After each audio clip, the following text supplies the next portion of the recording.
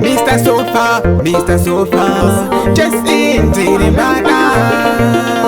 Arina kuya nenjeke rakauya nebhoti, rimwe rakauya nemumvura neshipi, ende rinotura ira risi chipi. Sawa mira ndikuudze chiri tipi. Patani rangu rinotura, patani rangu rinotura, patani rangu rinotura, ndina kurifunga ndega mumetula.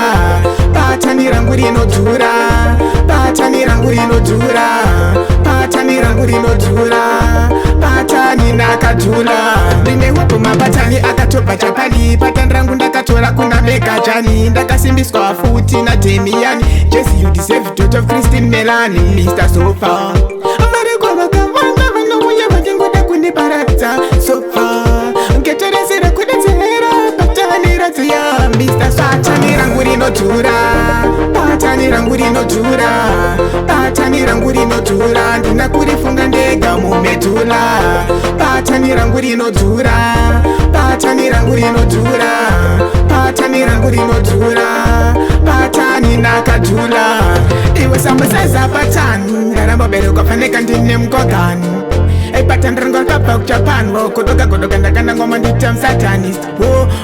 Chibadi saskamtini, ani mabomba akutubuka pandini, anenge ndedza tandirese ndini. Jesse Mr. Sofa ndini. Patani rangu rinotura, patani rangu rinotura, patani rangu rinotura, ndina kurifunga ndega mumetula.